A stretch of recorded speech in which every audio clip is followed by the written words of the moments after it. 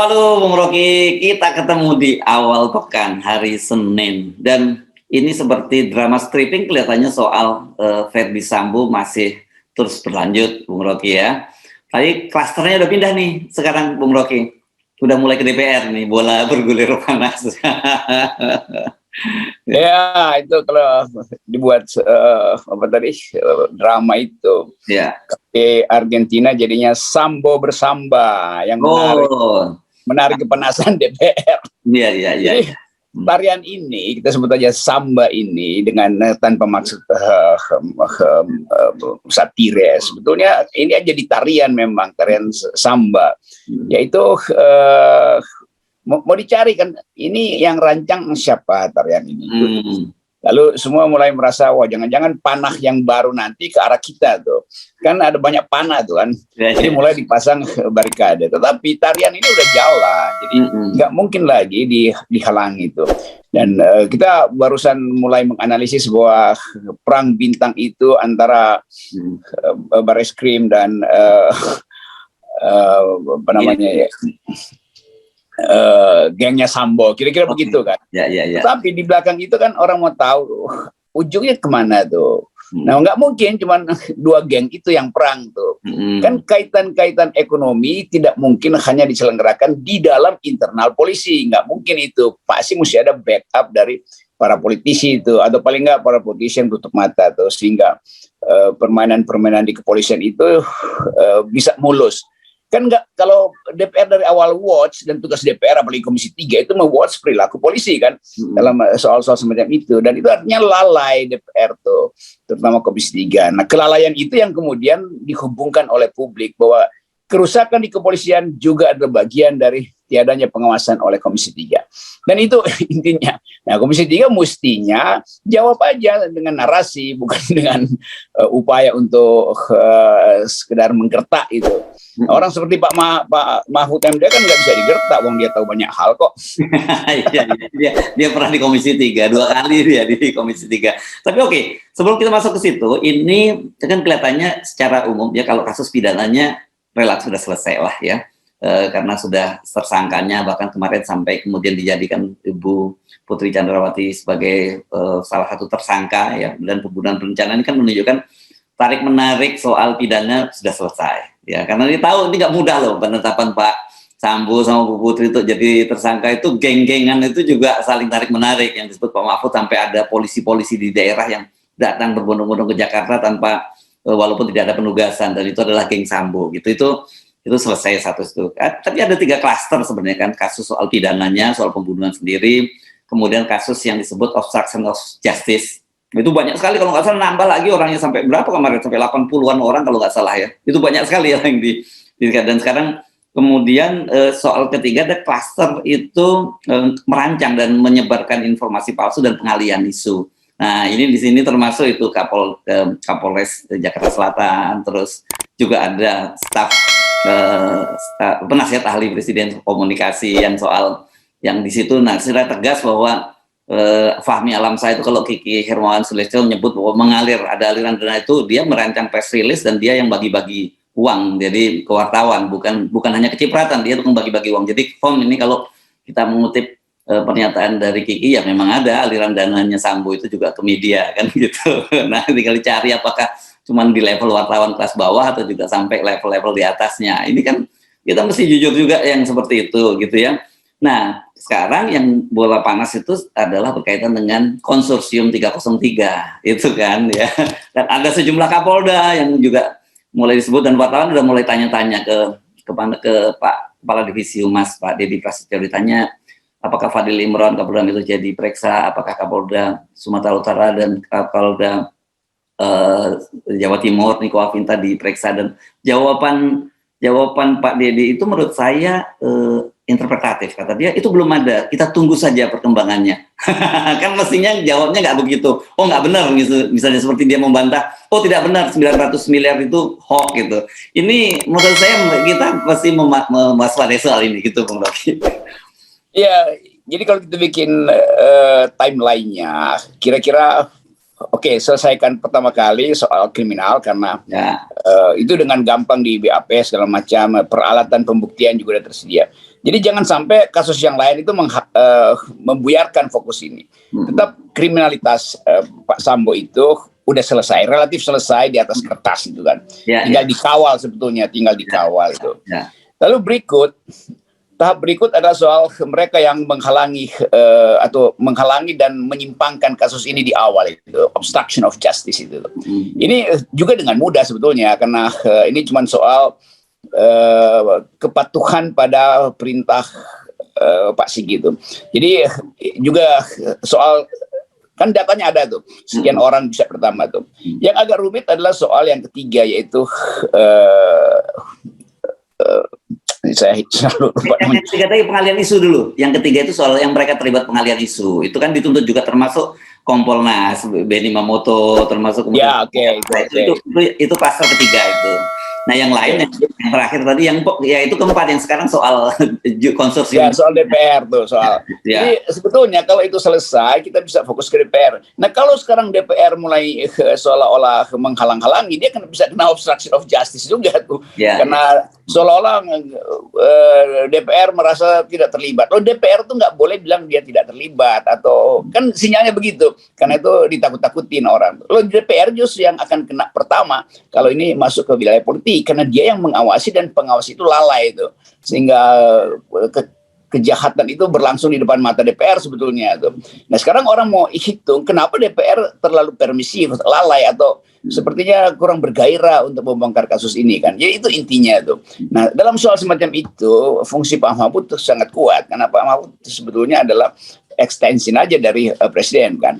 Presiden sekaligus mau uji ke stabilitas politik cukup kuat nggak kalau dia lakukan pergantian secara mendadak misalnya itu kan. Itu yang mau dilihat. Tapi dalam pengalaman banyak negara ya pergantian aja itu nggak cukup, mesti ada pembaruan struktural itu. Kita tahu bagaimana Ukraina membubarkan kepolisian, Meksiko membubarkan kepolisian, Hong Kong juga begitu. Jadi hal-hal yang pernah terjadi di dunia itu juga harus diwaspadai karena sekaligus sebetulnya perubahan struktural itu menyangkut perubahan kekuasaan yang dipercepat bahkan tuh. Di sini kerumitannya atau bukan kerumitan sebetulnya fragility-nya itu kerapuhan dari keadaan ini. Nah, Pak Mahfud tetap masih berfungsi untuk mendeteksi.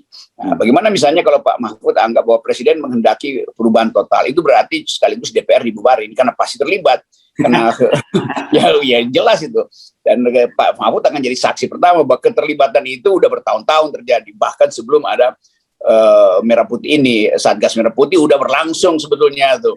Jadi ini bahayanya kalau dibuka besar-besaran. Tapi publik memang ingin dibuka besar-besaran. Jadi udah sekaligus kita tunda pemilu, kita bereskan dulu ini soal-soal kepolisian dan DPR tuh. Kan percuma kita bikin pemilu nanti di ujung ternyata DPR terlibat di dalam pembenaran kebijakan tuh. Menjelang 2024 satu-satu anggota Komisi 3 dipanggil, bahkan yang zaman dulu dipanggil tuh oleh pengadilan tuh. Tapi kemudian orang anggap ya kejaksaan juga bermasalah. Jadi dibongkar dulu kejaksaan. Jadi akan panjang sekali dan ini yang bisa membatalkan pemilu. Tapi saya kira kalau soal pembubaran DPR, Pak Mahfud pasti punya pengalaman karena beliau dulu kan jadi menterinya Gus Dur. Baru ngomong soal mau dikrit bukan pun akhirnya saya kira nggak sampai seperti itu, tapi tetap saja ini bola panasnya sekarang sudah mulai berpindah ke DPR dan saya lihat dengan happy Pak Mahfud akan memenuhi undangan itu. Yang kita tunggu juga Mas Sugeng ini ya dari IPW kan. Nah, tanggal 25 ini Sugeng di situ sebutkan bahwa di beberapa media dia pernah menyebutkan bahwa dia di tempat sempat dipengaruhi oleh beberapa dia nyebut anggota di Komisi 3 gitu ya untuk soal Sambo ini. Tapi kemudian dia juga menyebut dia mendapatkan informasi ada aliran dana. Tapi belakangan dia menyatakan bahwa saya nggak pernah nyebut itu. Katanya soal itu diralat sama dia. Tapi tetap saja orang kemudian apa yang saya yakin apa yang disampaikan Pak Mahfud itu adalah clue gitu ya, dan selama ini terbukti apa yang disampaikan clue-nya Pak Mahfud itu petunjuk-petunjuk Pak Mahfud itu benar gitu ya. Pak Mahfud ngomong bahwa kenapa kok yang biasanya ribut-ribut sekarang nggak diam-diam aja gitu. Kan pasti ada sesuatu dong gitu. Ya dulu beberapa waktu lalu kita bahas soal Pak Mahfud kan saya sebut ini Pak Mahfud kok cerewet banget itu, kayaknya ada yang dia cari kan begitu kan. Lalu saya bilang ya sebaiknya Pak Mahfud jadi justice collaborator aja tuh, karena dia tahu banyak hal sebetulnya. Tapi pada waktu itu kan kita menduga bahwa istana memang punya kepentingan dengan perubahan di kepolisian. Nah, sekarang ternyata bukan sekedar itu, istana punya kepentingan untuk mengubah sebetulnya konstelasi politik di DPR. Tentu itu ada agenda lain tuh, yaitu agenda pemilu kan. Harus begitu. Kita mesti lihat Pak Mahfud artinya masuk dalam dua wilayah pengawasan polisi sebagai ex officio Kompolnas dan sebagai menteri utama bidang keamanan yang punya kepentingan untuk mengawasi perpolitikan di DPR. Jadi pasti Pak Mahfud akan datang ke situ dan akan disambut dengan headline bahwa Mahfud sudah kembali ke Komisi 3. Kira-kira begitu kan.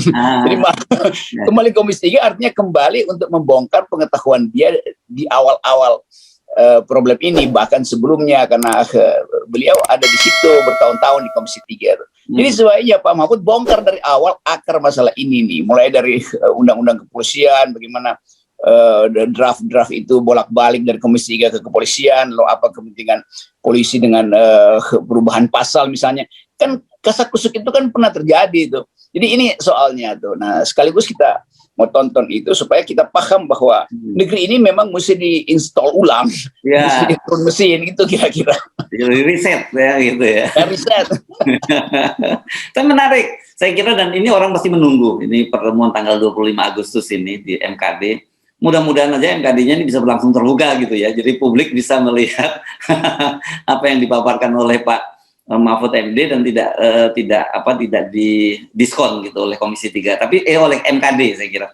Tapi kalau lihat perilaku Pak Mahfud selama ini, kita percaya kalau toh nanti MKD nutup-nutupin atau tidak membiarkan terbuka, Pak Mahfud akan bocorin juga dikit-dikit gitu. Ya, MD di MKD itu. Ya.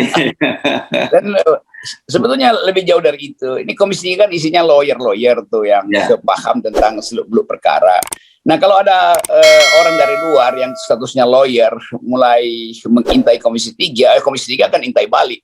Jadi mengintai di antara player sebetulnya kan. Mungkin aja Komisi 3 Sugeng itu juga gampang lah, dia ada masalah tuh, kira-kira begitu. Lalu kita mulai duga kok ketua IPW itu sedikit meredup gitu kan, Pak Sugeng ini nih. Jadi di antara mereka juga saling tahu kondisi masing-masing kan, saling bisa mengaudit kira-kira begitu. Tetapi publik akan mendorong terus. Jadi Pak Sugeng IPW silahkan maju terus. Karena bersama-sama dengan Mahfud itu bakal ada satu suara tuh. Tinggal kita tunggu siapa yang punya komorbid paling kecil. Sebetulnya gampangnya begitu kan. Karena semua punya komorbid. Ya, ini memang serem negara kita ini. Karena saya juga diingatkan oleh teman-teman. Itu Mas hati-hati. Kan kita selalu ngomong bahwa ini relatif persoalan pidananya sudah selesai. Tapi kata dia mengingatkan belum selesai Mas. Karena ini ada proses kejaksaan. Kejaksaan juga, polisi pasti juga punya catatan-catatan tentang kejaksaan. Artinya geng Sambo juga pasti ngerti siapa jaksa-jaksa yang punya masalah. Kemudian juga di Mahkamah Agung, di pengadilan, mereka juga pasti tahu permainan dari, kan nanti menuju biasanya Mahkamah Agung, di siapa-siapa hakim yang akan menangani kasus ini karena kasus berat gitu ya. Meskipun itu keputusan pengadilan, ketua pengadilan, tapi tetap aja Mahkamah Agung akan juga campur tangan dalam soal ini. Jadi memang benar seperti yang Anda katakan tadi, agak berat ini ya kalau kita ngomong public distrust itu udah luar biasa kan gitu. Ini kalau dibongkar, ini peta yang ada kemarin itu nggak ada apa-apanya, petanya bisa lebih jauh, panahnya bisa sampai ke sipir penjara, panah berikutnya bisa sampai ke satpam karaoke. Ini lintas institusi dan berlapis-lapis variabelnya. Tinggal diperlukan sebetulnya yang sedang saya bayangkan satu semacam komunitas baru atau semacam komite penyelamat keadaan gitulah. Kalau belum bisa disebut penyelamat bangsa, komite penyelamat keadaan yang datang dari orang-orang yang mau duduk bersama dan melihat ini dari atas, lalu kita lihat ini labirin ini tertutup, labirin sana terbuka. Jadi hanya orang di atas menara yang bisa melihat labirin yang porak-poranda itu. Itu pentingnya mulai mempersiapkan masyarakat sipil, ada 2-3 tokoh LSM, ada 1-2 orang dari kalangan akademisi yang jadi oversight komite itu untuk memantau proses ini. Sambil membayangkan kerusakan ini kalau berlanjut itu betul-betul rapuh sekali untuk menghadapi pemilu nanti itu yang tinggal 1,5 tahun tuh.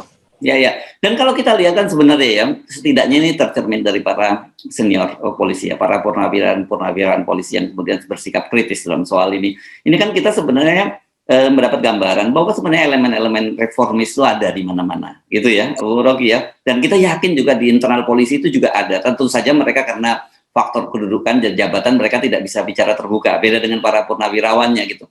Nah sebenarnya tugas kita itu sekarang membangkitkan mereka-mereka semua elemen-elemen reformis di dalam tubuh pemerintahan dan sebagainya gitu, dan mereka sebenarnya sama gerahnya dengan kita, hanya bedanya kan mereka tidak sebebas seperti kita gitu. Jadi mari kita mesti mulai membangun aliansi-aliansi gitu, untuk kebaikan bangsa ini. Iya, saya tahu cukup banyak soal ini.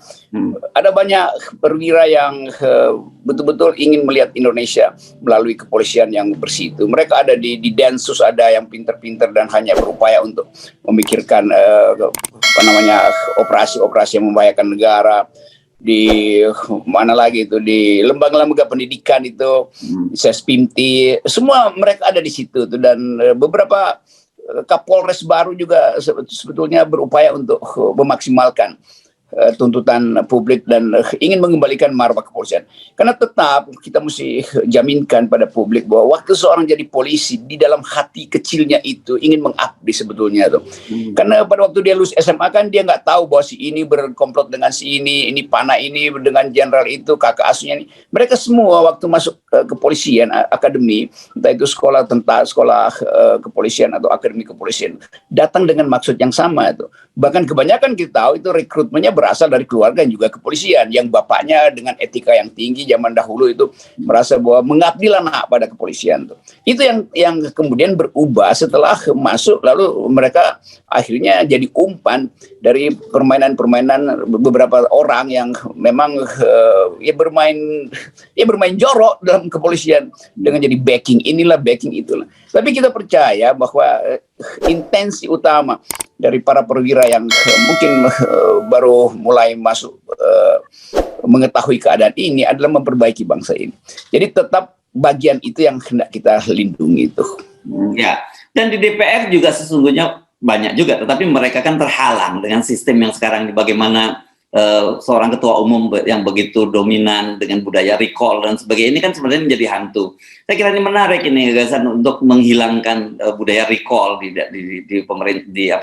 sistem partai politik, karena selama budaya recall itu masih ada di partai politik, di sistem DPR, di aturan-aturan tata tertib di DPR sendiri, saya kira tetap aja kita akan mendapatkan anggota DPR yang seperti sekarang, yang tinggal tunduk kepada apapun yang maunya ketua umum partai, sementara ketua umum partai tunduk pada kepentingan oligarki, kan begitu. Ya itu sama juga tuh. Jadi orang yang masuk partai akhirnya terseret juga di dalam struktur itu tuh. Tapi saya kenal banyak teman saya yang atau bahkan junior saya yang masuk ke partai politik dan bicara dengan saya bahwa mereka terganggu dengan keadaan dan ingin betul memperbaiki itu. Di Nasdem banyak kader bagus di situ tuh. Ada mahasiswa saya di situ, ada teman aktivis saya. PDIP juga begitu. Di PKS saya kenal banyak Demokrat. Jadi sebetulnya kaukus ini yang disebut kaukus aktivis ini harus mengeratkan diri supaya dia bisa proyeksikan Indonesia berdasarkan pengalaman dia ketika jadi aktivis. Aktivis di LSM, aktivis reformasi, aktivis kampus. Ini yang saya inginkan dipimpin oleh kalangan ini nih, supaya betul-betul mereka katakan nih, kami kaukus politisi di parlemen yang punya pengalaman dengan reformasi dan kami menolak permainan kotor dari bahkan senior-senior kami. Kan itu kalau itu jadi semacam satu public address, lalu masyarakat kembali berupaya untuk melihat ada potensi partai politik untuk juga ikut memulihkan demokrasi. Ya. Jadi ini momentum, silahkan lagi kita dorong sebanyak mungkin orang yang dipanggil ke MKD untuk bongkar-bongkar apa yang terjadi. Karena nanti dari DPR, dari partai politik, kita bisa tahu kemana kemudian muaranya, kemana lagi cahnya itu ya, yang disebut spider analitiknya itu kemana mengarah panahnya kan gitu. Iya aja, seringkali yang bikin analitik itu panah yang mengarah ke dia potong kan. Jadi kita percaya bahwa panah keadilan itu akan menuntut supaya MKD nanti dalam persidangan dibuka. Minimal itu dulu supaya terlihat bahwa MKD ini betul-betul lembaga etis. Kalau lembaga etis nggak boleh ditutupi itu. Karena ini kan bukan soal pencabulan, ini bukan soal hal-hal yang bersifat seksual. Ini soal yang menyangkut dalam hukum itu causa celebre, satu kasus yang sudah diselebrasikan, maka MKD juga mesti buka kasus itu supaya selebrasinya tidak sekedar sinyal-sinyal nanti di konferensi pers. Nah, itu pentingnya Pak Mahfud dan Pak Sugeng dan siapapun yang akan dipanggil nanti itu bilang bahwa kami ingin semua kamera ada di situ. Ya, menarik ini karena kita tahu juga ada pergengan juga ini ya, seperti di kepolisian ada pergengan juga di DPR yang saya kira dengan ini bisa dibuka transparan, karena saya agak terkejut ketika kemarin Pak Mahfud dan Pak Sugeng ini dipanggil MKD, kan bagaimana MKD ini itu kan sebenarnya tugasnya dia mengadili lah anggota DPR yang punya kehormatan tapi dia tidak menggunakan kehormatannya dengan baik. Itu tentu saja diharapkan tidak berubah untuk mengadili Pak Mahfud dan Pak Sugeng, karena mereka ini harusnya menjadi semacam dalam tanda petik justice kolaborator lah. Itu juga ngaco juga, MKD itu kan wilayah internal, panggil aja anggotanya segala macam. Tapi dia mau pamer bahwa sebetulnya ini sikap defensif dari DPR tuh. Karena dia nggak ada peralatan lain, ya MKD dipakai. Padahal MKD itu soal internal dia, itu audit internalnya melalui MKD. Kalau audit eksternal ya melalui people power mestinya tuh. Tapi kita anggap oke, ini pintu masuk aja untuk kemudian nanti rakyat yang akan menentukan ini bermutu nggak MKD-nya. Gitu. Ya. Karena saya kira MKD-nya DPR itu yang sesungguhnya adalah di tangan rakyat, gitu ya. Bukan. Betul. Oke. Di tangan 0% maksudnya. 0%. Oke. Makasih Bung Rocky. Yep.